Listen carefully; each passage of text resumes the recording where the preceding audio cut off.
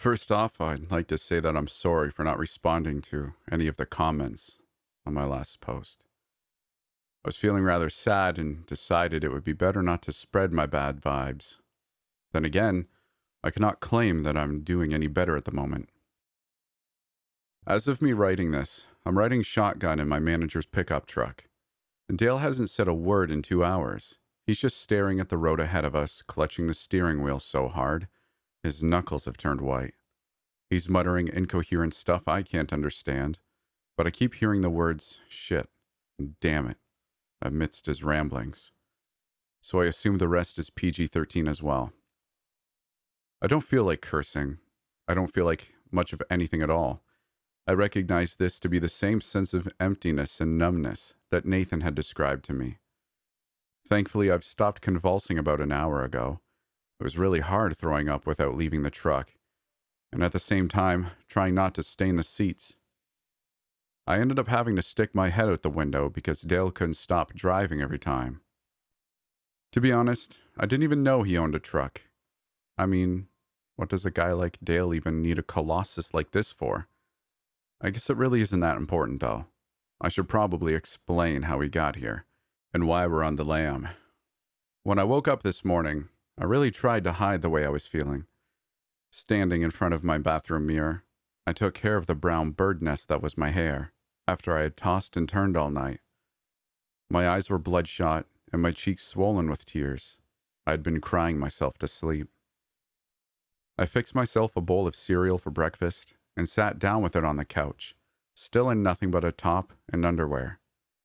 I watched TV for a little while. There was a rerun of one of the earlier seasons of Hell's Kitchen on, and I believe I've mentioned before that I like that show. But this morning, not even a bunch of chefs being yelled at could cheer me up. And here I was thinking it'd always do the trick. At around 9, I couldn't take it anymore. I got dressed and set out for the park. This time, the only protective item I took with me was my locket. The theme park is a beautiful sight when the sunlight hasn't quite reached its every last corner yet. The Ferris wheel stood unmoving above all else, towering over the other rides, not unlike a cathedral of sorts. The glow of the morning sun reflected off its shiny surface, making it gleam and glisten like a diamond.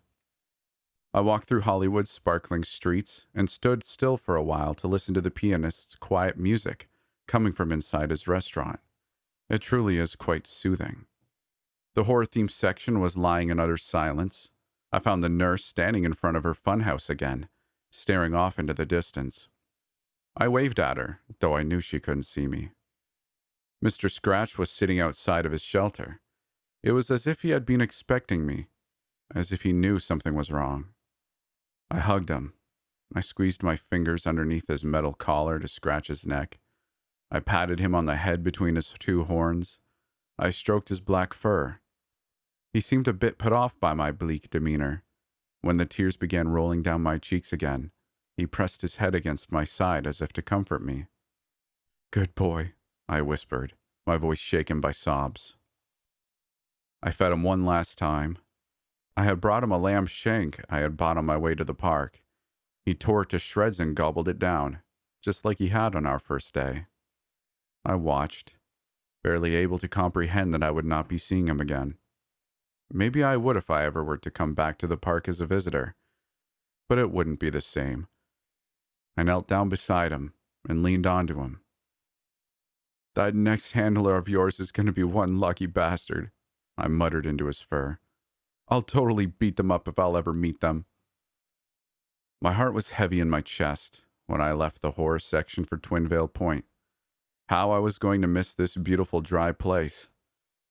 I found Nathan, the stagecoach, the horses, and the stork, resting in the shade of the old wooden roller coaster's entrance.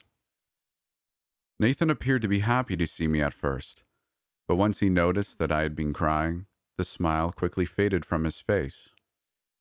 If saying goodbye to Mr. Scratch was hard already, saying it to Nathan was even worse. Like so much worse. "See, now I really am going to die alone," he sobbed, wiping the tears from his eyes. "I'll miss you. I'll miss you so, so much. I'll tell the others to come by and check on you. Maybe you'll get along with them too," I offered in an attempt to comfort him. They'd make good friends as well. But I already have a good friend. I don't want anyone else. He sounded like a little kid. You don't deserve to be sent away. You worked so hard and now it's just not fair. I hugged him and told him it would be all right. I could barely bring myself to leave. But there was still one person I had to say goodbye to.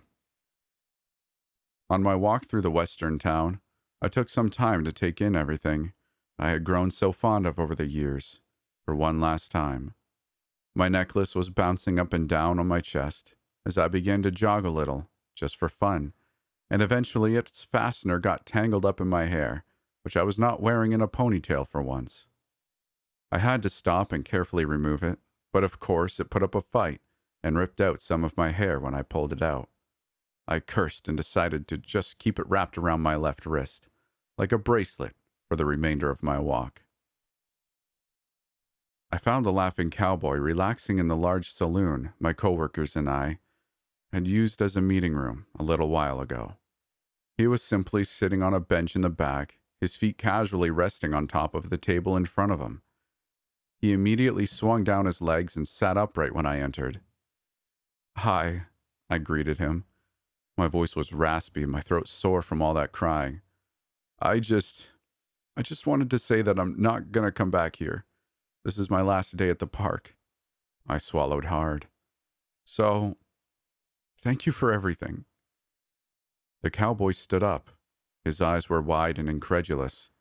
He tilted his head as if to ask if I was serious. I nodded, a bitter smile on my lips. Parting with him really hurt for some reason. I watched as he slowly approached me. He carefully reached out to touch my face, just like he had on that day when I had been drunk on Dale's whiskey. He wiped off a small tear that had not yet dried on my cheek with his thumb. His fingers were as clammy as always, but somehow it was comforting. His cold on my burning skin, it felt incredibly soothing. So I let him. "Thank you," I muttered. We stood like this for what felt like an eternity, him not once breaking my gaze. I finally, slowly, reached up to remove his hand from my face as gently as possible. I hadn't realized it was my left hand. He glanced at the necklace tied around my wrist, and before he could even make contact with his arm, he pulled back, an alarmed look in his eyes. It took me exactly 3 seconds to comprehend what he had just done. I was staring up at him in disbelief, and he stared back. Realization had not yet set in. I was stunned. Then he shoved me, hard, and I stumbled backwards. I didn't have enough time to brace myself for the impact. The back of my head collided painfully with the wall, and I let out a cry of shock. He lunged at me with an inhuman speed. One of his hands seized my lower left arm. The other one quickly grabbed my throat. His fingers cramped around my neck as he pressed me against the wall. I gasped for air. My mouth being wide open, he took his chance. Before I knew it, his lips were on mine. My eyes widened in disgust, and I let out a muffled shriek as he slid in his wet tongue. My vision blurred, but I could hear him retch. It was only when I felt his thick, black saliva trickling onto my tongue that I realized what he was doing. I struggled, trying to break free, but his grip on my arm and throat only tightened. He was too strong, way stronger than I had expected. I tried to shove my free hand in between us to push him away, but the moment I did, his grasp on my neck grew so firm that I couldn't breathe again. He was choking me.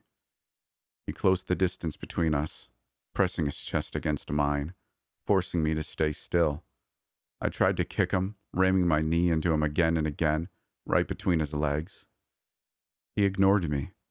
He just kept spitting his disgusting, foul-tasting saliva into my mouth. Then, all of a sudden, the possibly grossest idea I've ever had came into my mind. I tensed up my jaw and bit down on his tongue with all my might. He let out a muffled howl of agony and instantly stepped back.